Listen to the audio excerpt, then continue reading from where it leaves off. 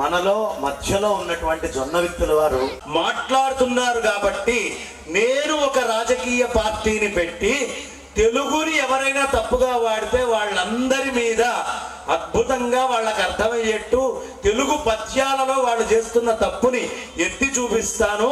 జై తెలుగు పార్టీ అనేటటువంటిది ఎవరి నాలిక యందు తెలుగు ఉంటుందో వాళ్ళందరికీ కూడా ఈ తెలుగు పార్టీ రక్షగా ఉండి ఆ తెలుగుని కాపాడుతుంది అని పార్టీని పెట్టి అనేకమైనటువంటి ఎజెండాలతో చాలా హడావుడిగా ఉండేటువంటి వాతావరణంలో విస్తృతంగా తిరుగుతూ ఉన్నటువంటి పెద్దలు జొన్న విత్తుల వారు అసలు తెలుగు భాష వారి అక్షరాలతోటి ఆనించి బండిరా దాకా అమ్మవారిని అలా చూపించి వర్ణించి మనందరికీ కూడా రకరకాలుగా అమ్మ యొక్క వైభవాన్ని తెలియపరుస్తారు. అలాంటి జొన్న విత్తుల వారి యొక్క మాటని అంత హడావుడిలో అంత ఇదిగా కూడా ఉండి పాపం నాకు ఫోన్ చేస్తే ఏమన్నా ఇబ్బంది పడతారేమో అని మా రాజుగారితో ఉన్నటువంటి సాన్నిహిత్యంతో ఇంత కార్యక్రమం చేసే వాళ్ళని ఇబ్బంది పెట్టకూడదు అని రాజుగారికి ఫోన్ చేసి వారంతటా వారు ఏర్పాటు చేసుకొని ఇక్కడికి వచ్చారమ్మ. గట్టిగా మనందరి కర్తాళ ధ్వనులతో ఆనందాన్ని తెలియపరుచుకుందాం. తెలుగుని ఎవరైనా తప్పుగా మాట్లాడితే అక్కడ మీరు గట్టిగా ఆ ప్రదేశంలో మాత్రం జై తెలుగు పార్టీ అని పెద్దగారు అండి వెంటనే దాని సమాధానం వారు చెప్తారు అని చెప్తూ 4 మంచి మాటలు వారి ముఖతః వినాలని కోరుకుంటున్నాం.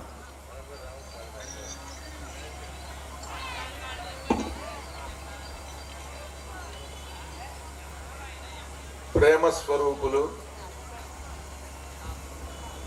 జ్ఞాన స్వరూపులు, ఈ భారతదేశంలో పరమ పవిత్రమైన జీవనాన్ని సాగిస్తూ నిరంతరము తపస్సులో లీనమై ఉండి కూడా శిష్యులను అనుగ్రహిస్తున్నటువంటి శ్రీ శ్రీ శ్రీ శృంగేరి జగద్గురువులు భారతీ తీర్థస్వాముల వారి పాదపద్మములకు, విధుశేఖర భారతీ స్వామి వారి పాదపద్మములకు నమస్కరిస్తూ వారి ఆశీస్సులతో పరమ వైభవంగా దివ్యాద్భుతంగా ఈ నాయకంపల్లిలో భారతదేశంలో మొట్టమొదటిసారిగా సకల దేవతా స్వరూపుడైన అగ్నిదేవునికి ఆలయ నిర్మాణం చేయబోతున్నటువంటి పవిత్ర భూమిలో ఏర్పాటైనటువంటి ఈ సదస్సులో ఆ అగ్నిని త్రికరణముల యందు నిలుపుకున్నటువంటి మహాత్ములు శ్రీ విశ్వనాథ గోపాలకృష్ణ స్వామి వారు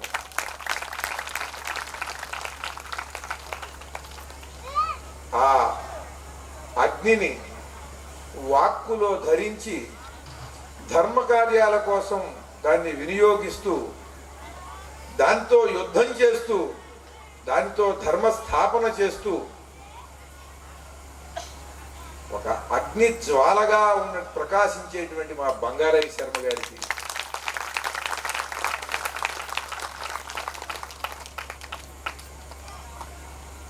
కరిగిన బంగారం లాంటి, కాగిన బంగారం లాంటి లక్ష్మీ స్వరూపం అనంత లక్ష్మి గారి. ఆవిడ పేరే కిరణ్మయి. ఆవిడ కూడా ఆ బంగారు కిరణములతో ఆ సూర్య భగవానుడు ఉదయించేటప్పుడు ఈ మాఘమాసంలో ఎలా ఉంటాడో అటువంటి ఆ దివ్యమైనటువంటి భగవత్ తత్వాన్ని ఆరాధిస్తూ బోధ చేసేటువంటి, చక్కని బోధలు చేసేటువంటి కిరణ్మయి గారిని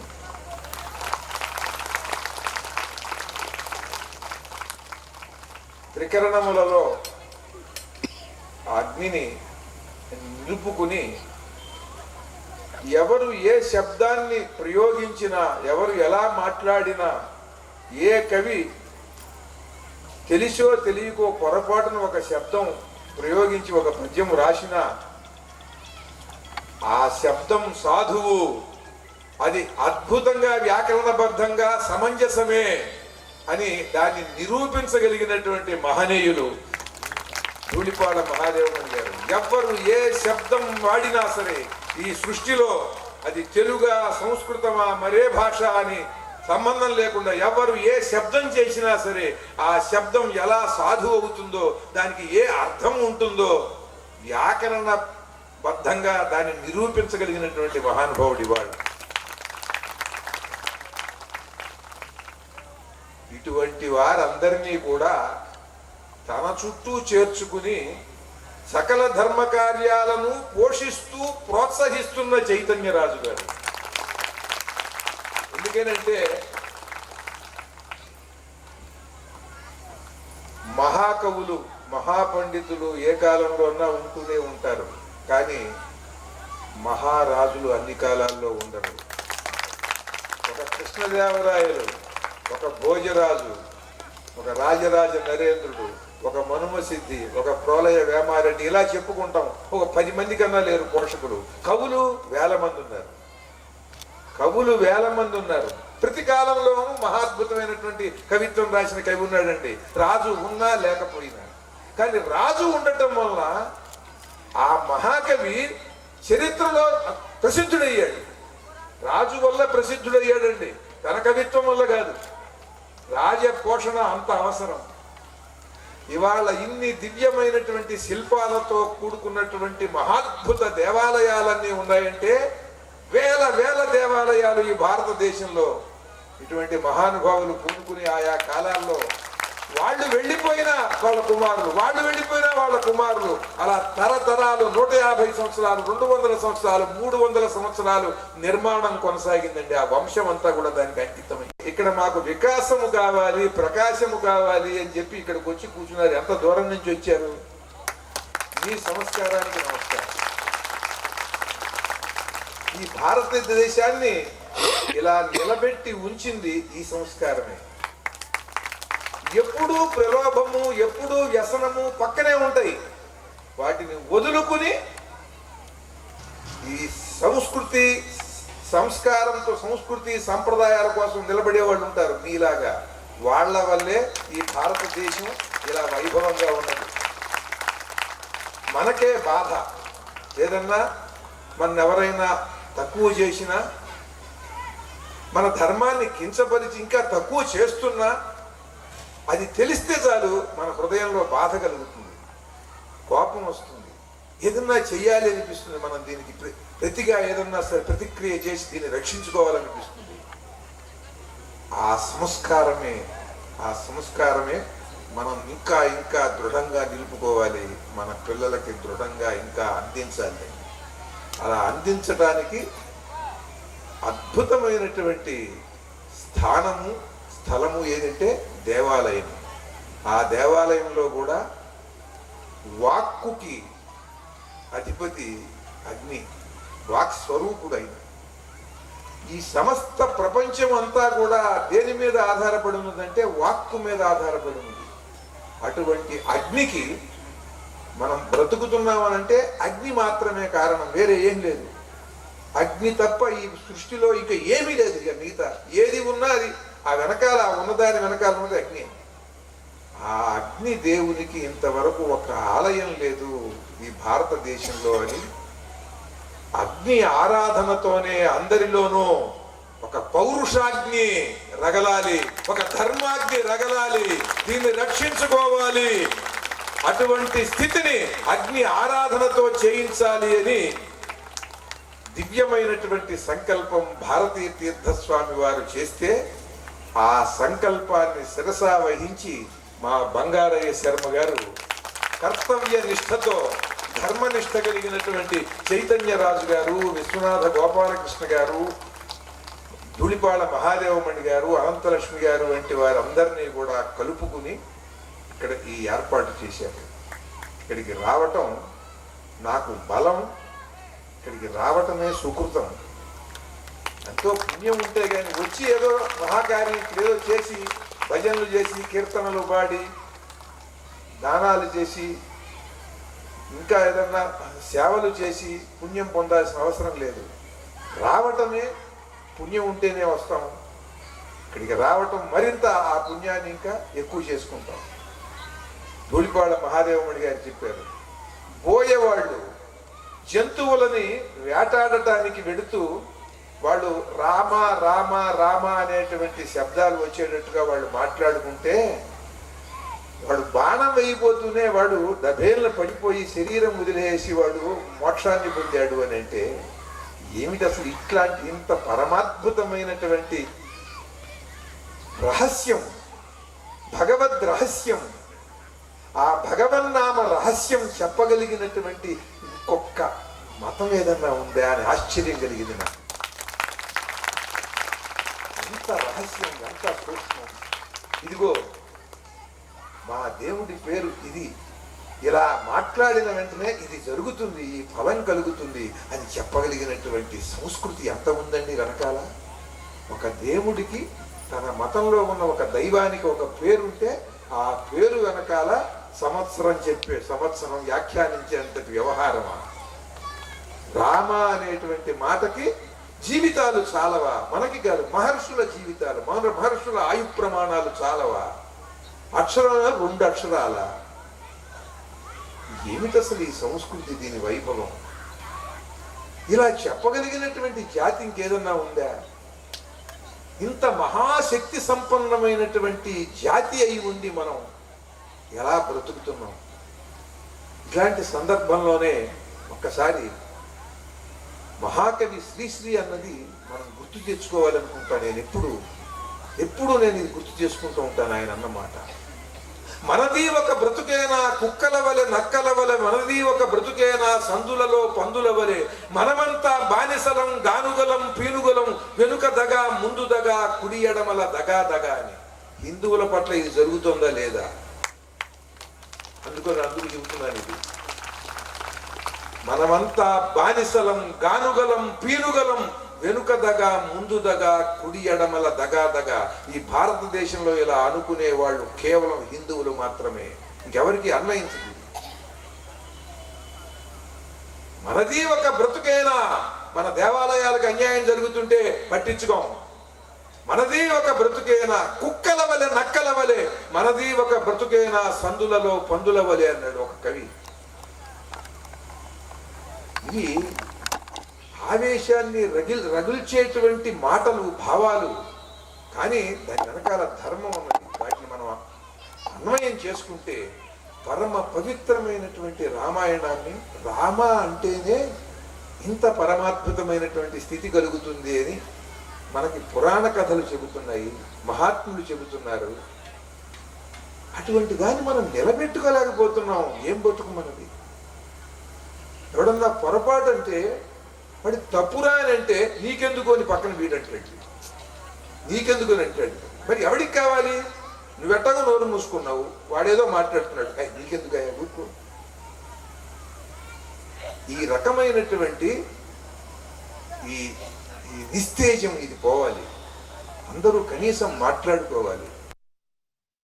సమయం వచ్చినప్పుడు ఏం చెయ్యాలో మీ చేతిలో ఉండేటువంటి ఆయుధాన్ని మీరు ప్రయోగించాలి. ఈ సందర్భంగా ఇది చెబుతూ మా బంగారయ్య శర్మ గారికి తల్లిదండ్రులు ఒక్కొక్కసారి పేరు పెడతారండి. గొప్ప సుకృతంతోనే మహానుభావుల కడుపున పుడతారు మహానుభావులు. వారు అద్భుతంగా పేరు పెడతారు బంగారయ్య శర్మ అని. బంగారానికి ఒక లక్షణం ఏమిటంటే అది బంగారంగా ఉంటూ కిరీటంగా మారి ఎక్కడో ఉన్నటువంటి నవరత్నాలని కూడా తనలో పొదుగుకుని ఇంకా ప్రకాశవంతం అవుతుంది. కొట్టి వచ్చినానికి విలువ లేదు చూడండి. అమ్మా నమస్కారం. అమ్మ బంగారయ్య శర్మ గారి మాతృమూర్తికి అమ్మ మీ పాదపద్మాలకు నమస్కారం. అమ్మా ఆయన ఒట్టి రత్నం ఏం చేస్తాడండి? ఎత్తిన ఎవడు పెట్టుకుంటాడు? అయితే ఇట్లా పట్టుకుని తిరుగుతూ ఉండాలి. ఇదిగో రత్నం నా దగ్గర ఉంది, ఇదిగో అని. ఇదిగో వజ్రం, ఏమిటి వజ్రపు ఉంగరం అన్నారు. అది ఆ బంగారపు ఉంగరంలో పెడితే దానికి ప్రకాశం, బంగారానికి ప్రకాశం. అలా తనకు తాను ప్రకాశిస్తూ స్వయంగా కూడా బంగారం ప్రకాశిస్తుంది. వజ్రాన్ని రత్నాన్ని రత్నపు ఉంగరం, వజ్రపు ఉంగరం, ముత్యపు ఉంగరం ఏదైనా సరే ప్రకాశిస్తూ ఉంటుంది. అలా అనేక రంగాల్లో ఉండేటువంటి ధార్మికులందరినీ కూడా కలుపుకుని వారిని ప్రకాశింపు చేస్తూ తాను ప్రకాశించేవాడు మా బంగారేశం.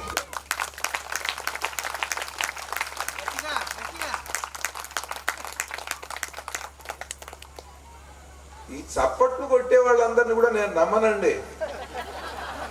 ఎందుకనంటే మంచి మాటలకి చప్పట్లు కొట్టి ఇదే చేతులతో చెడ్డవాళ్ళకి ఓట్లు వేస్తారు. వేయకండి అట్లా, అది మళ్ళీ చప్పట్లు కొడుతున్నారు. నాకు కావాల్సిన చప్పట్లు కాదు, మంచి వాళ్ళకి ఓట్లు. ఎవరు మంచి వాళ్ళు, ఎవరు ధర్మం కోసం నిలబడతారో వాళ్ళకి ఓట్లు వేయండి, అవే నాకు చప్పట్లు. మళ్ళీ చప్పట్లు కొడుతున్నారు. మనస్సులో ఉంచుకోండి నేను అన్నమాట.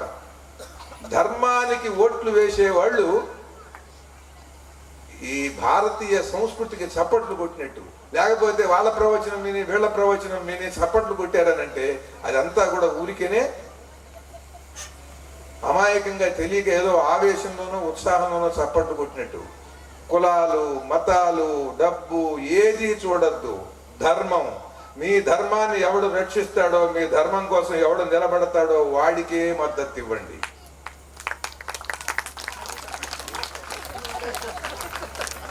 ఎందుకనంటే లేకపోతే మన ఉనికి లేనప్పుడు మనం ఎవరం ఏమీ చేయలేము.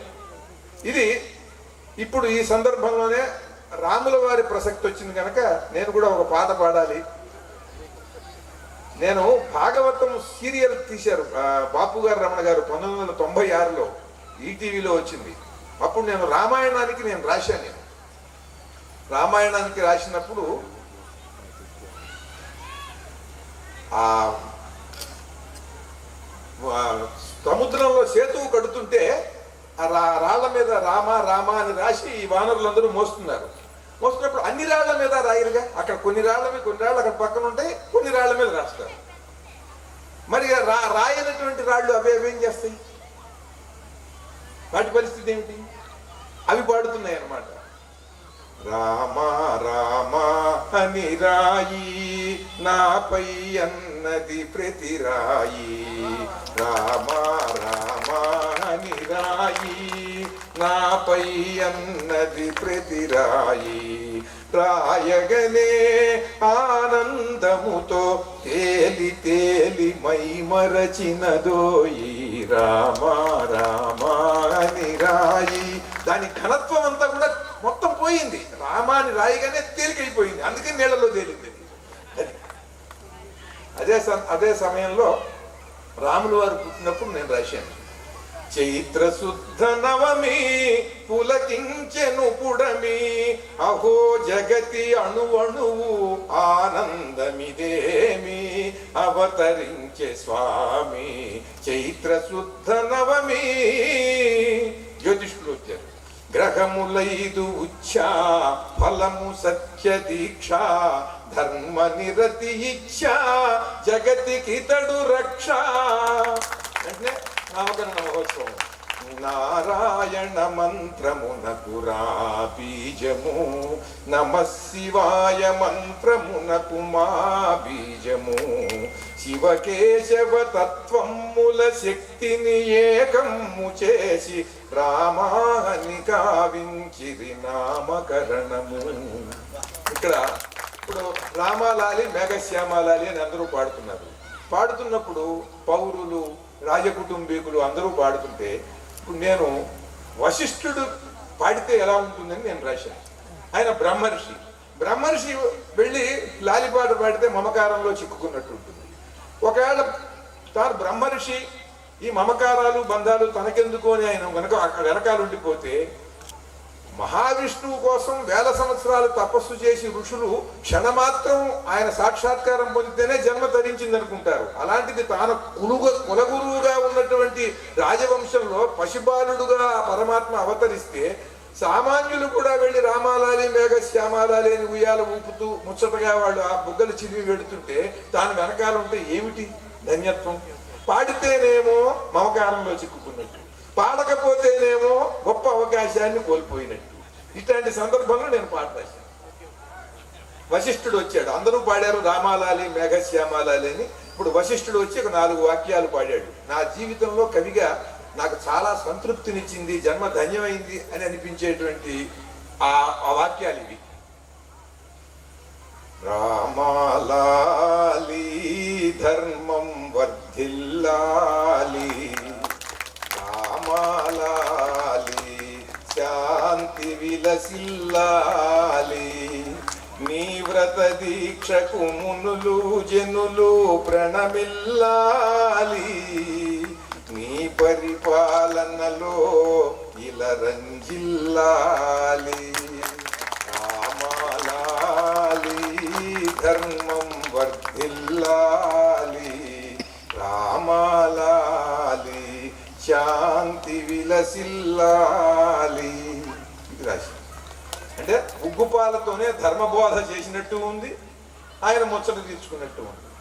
ఇలా ఒక పరమాద్భుతమైనటువంటి అవకాశాలు మహనీయులు మహానుభావులు అయినటువంటి వారి దగ్గర పనిచేసినప్పుడు బాపు గారు రమణ గారి దగ్గర మనం రాసిన వారు ఒప్పుకుని చక్కగా దాన్ని మన ఆ విలువ తెలిసినటువంటి వారు కనుక అటువంటి ఆ విలువలన్నీ మనం నిలుపుకోవాలి, ఆ విలువలన్నీ అందించాలి.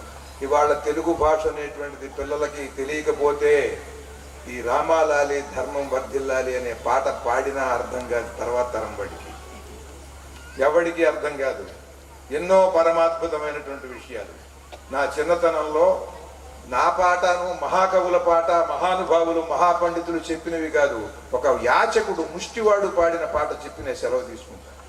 నా చిన్నతనంలో మా ఇంటికి మీ అందరికి కూడా అనుభవంలో ఉంటుంది, 6:30-7 గంటలకే 7 గంటలకల్లా ముష్టివాళ్ళు వస్తూ ఉండేవాళ్ళు. వాడు అడుక్కునేవాడు రాత్రి పూట. వాళ్ళకి ఏదో ఇంత అన్నం కరుడు ఏదో పచ్చడో కూర ఏదో పెట్టేవాళ్ళు, ఎవరికి తోచిన వాళ్ళు ఉన్నంతలో మధ్యతరగతి వాళ్ళ ఇళ్ళకి కూడా వచ్చేవాడు. వాడు మా ఇంటి దగ్గరికి వచ్చి ఒక ముష్టివాడు, అప్పటికతను 60 ఏళ్ళు ఉంటాయి, బాగా అద్భుతంగా పాడుతూ ఉండేవాడు. ఆ పాట నాకు అర్థం తెలిసేది కాదు, కానీ నాకు వచ్చేసింది వినేది. నేను అబ్బాయి వస్తాడని మా అమ్మ అన్నం పెడుతుంటే మాకు అబ్బాయి వస్తాడని గుర్తు చేసేవాడిని. కొంచెం మా అమ్మ తీసి అక్కడ ఏదో కూర ఒక అన్నం కరుడు ఏదో తీసుకొని పక్కన పెట్టేది అబ్బాయి పెట్టడానికి. నేను పరిగెత్తుకుంటూ వెళ్ళి అబ్బాయి వస్తుంటే తీసుకెళ్ళి ఇచ్చేవాడిని. ఆ మహానుభావుడు ఆ వాక్కు ఆ పాట ఆశీస్సులు అంటే యాచకులు కూడా ఊరికినే తీసుకోలేదండి. యాచకులు కూడా బోధకులు అయినటువంటి జాతి ఇంకెక్కడా ఉండదు ఇటువంటి జాతి. తీసుకెళ్ళి ఇచ్చేవాడిని. నాకు తెలిసేది కదా, నాకు చిన్నప్పుడు 11-12 ఏళ్ల వయసులో ఏం తెలుస్తుంది. అది ఆ పాట మీకు చెప్తాను. అది అతను పాడేవాడు. రామాలాలి మేఘశ్యామాలాలి రామారాజనయన దశరథ తనయాలాలి. ఇది మామూలుగా పాడేవాడు. అరటి మాను తొట్టిలోన హమసై ఉన్నవురా రామ హమసై ఉన్నవురా, ఆ హమస నోటిలో మంచి అమృతమున్నదిరా, చింతామాను తొట్టిలోన శిలకై ఉన్నవురా రామ శిలకై ఉన్నవురా, ఆ శిలక నోటిలో మంచి పలుకులున్నవిరా, రామాలాలి మేఘశ్యామాలాలి. పాడేవాడండి. అంటే అప్పుడు నాకు అర్థం కాల. తర్వాత ఆలోచిస్తే ఇది అరటిమాను తొట్టే ఈ శరీరం, ఈ ఉయ్యాల. దీంట్లో ఒక్కొక్క డప్ప తీసేస్తే ఈ సప్తధాతువులు లోపల ఉన్నటువంటి ఆత్మతత్వం వాడు రాముడు. అరటి మాను తొట్టిలోన హమసై ఉన్నవురా, హంసలాగా ప్రకాశిస్తున్నట్టు వాడు. ఆ అరటి తీసేస్తే డొప్పల ఊచ తెల్లగా స్వచ్ఛంగా ప్రకాశిస్తుంది హంసలాగా. అట్లా ఉన్నది ఆత్మతత్వం.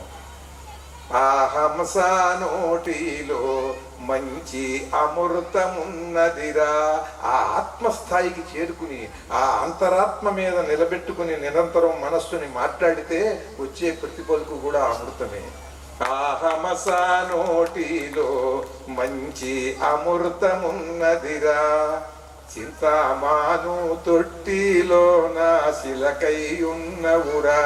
చింత మానుగట్టినటువంటి తొట్టి ఈ శరీరం. మన మనస్సు అంతా చింతే. పైగా ఈ చింత చాలా గట్టిగా ఉంటుందండి చింతమాను.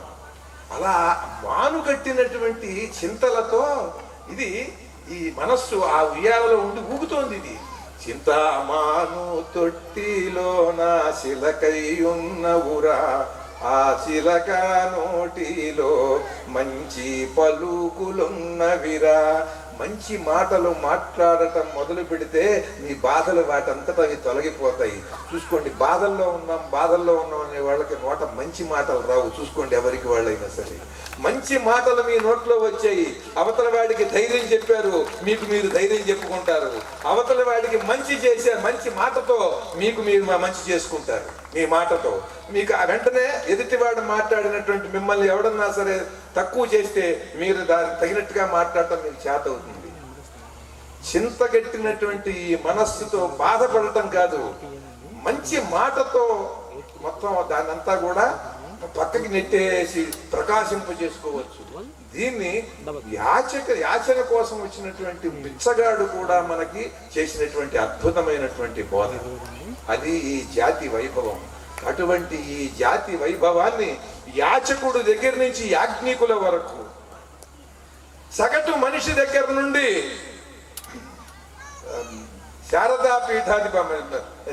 శారదా చంద్రమౌళీశ్వర స్వామి స్వరూపమైనటువంటి భారతీ తీర్థ స్వామి వరకు అందరూ కూడా నిలబెట్టాలనుకునేటువంటి స్థితి వచ్చింది ఇవాళ. అందరిలోనూ ఇదే సంకల్పం ఉంది. జగద్గురువుల సంకల్పం అందరికీ ప్రసారమైంది.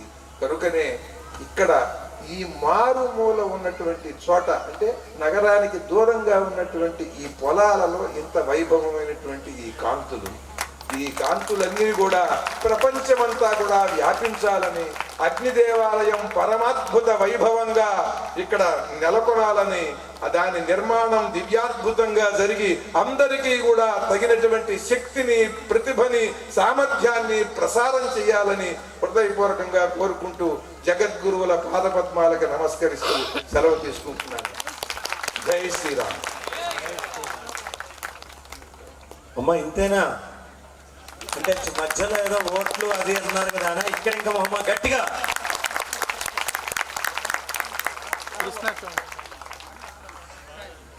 రామతత్వము యొక్క రుచి మహాదేవమణి గారు కొంచెం తీసుకొని వెళ్తే, రామతత్వము పలహారంగా పెట్టారు, పరమాన్నంగా పరిపూర్ణంగా పెట్టాలి.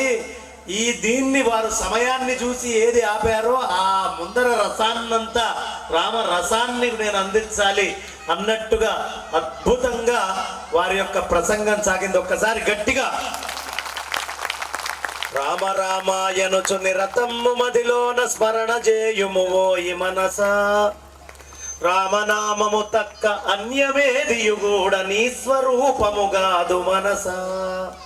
అట్లాంటి అద్భుతమైనటువంటి ఆ రామనామాన్ని, రామతత్వాన్ని, రామ వైభవాన్ని, ఆ రాముడి యొక్క సౌందర్యాన్ని, క్షేత్ర వైశిష్ట్యాన్ని, జగద్గురువుల యొక్క పదపద్మాలని, తెలుగు భాషని, మనం చేయాల్సినటువంటి ఓట్ల విషయంలో కర్తవ్యాన్ని ఇచ్చిన కొద్ది సమయంలో ఏ ఒక్క విషయాన్ని వదిలిపెట్టకుండా వేదిక మీద కూర్చున్నటువంటి మహాత్ముల యొక్క పరిచయాన్ని, కింద ఉన్నటువంటి ప్రజల ఔన్నత్యాన్ని, గొప్పతనాన్ని దేన్ని వదిలిపెట్టలేదండి.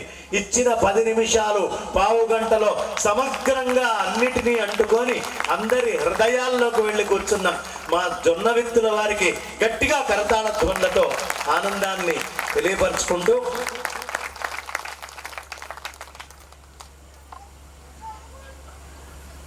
ఇప్పుడు మా అనంత లక్ష్మమ్మ గారిని 4 మంచి మాటలు శ్రావ్యంగా అందరికీ అందించవలసిందిగా.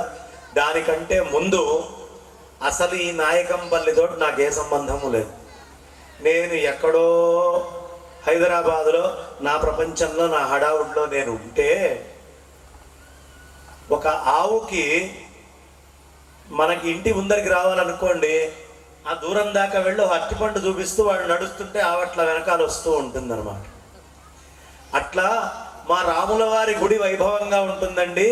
మా రామక్షేత్రము యొక్క తత్వాన్ని, ఈ వైభవాన్ని, ఈ గొప్పతనాన్ని మా నాయకంపల్లిలో 2 రోజులు ఉపన్యాసం చెప్పాలి అని పిలిచాను. ఆ పిలిచినప్పుడు వచ్చి అటు చెరువు ఇటు చెరువు ఇదంతా చూసి ఇంట్లో 4 మాటలు మాట్లాడుతూ ఏదో మాటల్లో ఆశ్రమము అని ఎక్కడో నోరు జారినటువంటి ఆ ఒక్క మాటని పుచ్చుకొని మా అలివేలు మంగమ్మ గారు స్వామి నేను ఎక్కడి నుంచైనా సరే అని వెంటనే వాళ్ళ ఇంటి వెనకాలే ఉన్న 2 ఎకరాల స్థలము మీ సంస్థకి ఇస్తా, ఇక్కడ మీరు క్షేత్రం కట్టాలి, మీ ఆశ్రమం రావాలి అని అప్పటికప్పుడు ఆవిడ చెప్పేయడం, ఏర్పాటు చేయడం, మాట్లాడటం అయింది గట్టిగా. సాధారణంగా కరతాళ ధ్వనులతో మనందరి కరతాళ ధ్వనుల మధ్యలో వారిని వేదిక మీదకి ఆహ్వానిస్తున్నాను. అమ్మ రండి, ఒక్క నిమిషం వారిని వేదిక మీదకి తీసుకురావాల్సిందిగా మా వరుణమ్మ గారిని అభ్యర్థిస్తూ ఉన్నాను గట్టిగా. అలాగే